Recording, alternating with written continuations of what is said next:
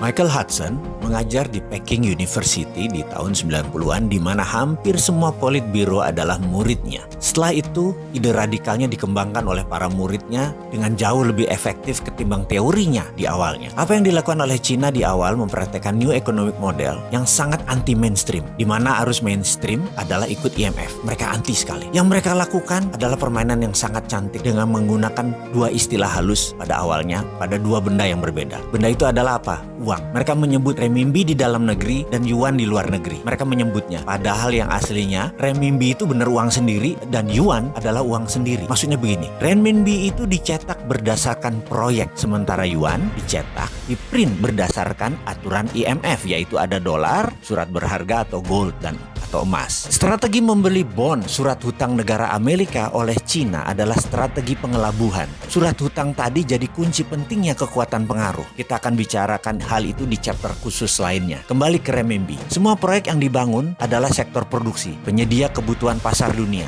Dan sejak tahun 1980 terus dikawal dengan ketat print renminbi tersebut. Lalu bagaimana Cina menguatkan nilai yuan? Ini kita harus mengambil pelajarannya. Begini ilustrasinya. Kita, negara Indonesia, sepakat akan meningkatkan nilai rupiah. Maka kita menggunakan platform bernegara yang namanya Spice Road atau Spice Road Initiative. Ini hanya contoh, sekali lagi, ngapunten loh ya, hanya supaya bisa mengerti aja. Inisiatif jalur rempah tadi punya strategi yang sama, yaitu punya rupiah biru yang dicetak berdasarkan proyek, sementara kita mempunyai rupiah merah yang berdasarkan aturan IMF. Lalu kita mencari proyek, kita kirimlah kaum lobbyis ke berbagai negara tetangga kita terutama, misalnya ke Papua Nugini. Di sana kita cari calon pemimpin baru dan kita harus mempunyai kaki dalam tanda petik di sekitar pemimpin baru tersebut. Kemudian ketika Perdana Menteri baru Papua Nugini tersebut dilantik, maka sarankan dia untuk membuat proyek yang banyak dan kalau bisa jangka panjang, seperti jalan tol, pelabuhan, bandara, buat dam, pengairan, juga power energy atau power plant untuk listrik. Kita akan biayai proyek mereka tersebut 100%. Katakanlah kita dapat proyek $100 billion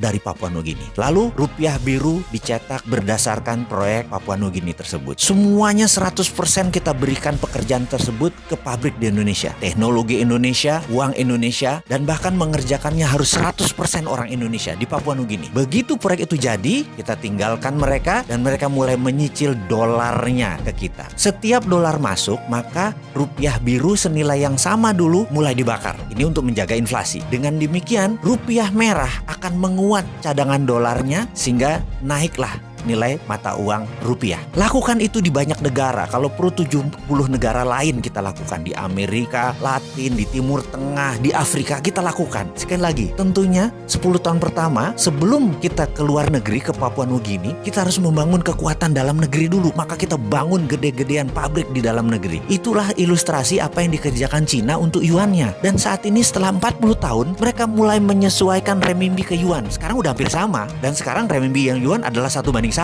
Bukan seperti dulu. Banyak negara sudah menjadi penambah kekuatan nilai yuan. Udah 70 negara. Untungnya Indonesia tidak kena program itu. Beda lah, Indonesia lebih pinter. Jadi itu urusan kita dengan Cina. Sekarang ke depan bagaimana? Kita sekarang mau meniru Cina. Gak apa-apa. Yuk cetak rupiah biru. Betul kan?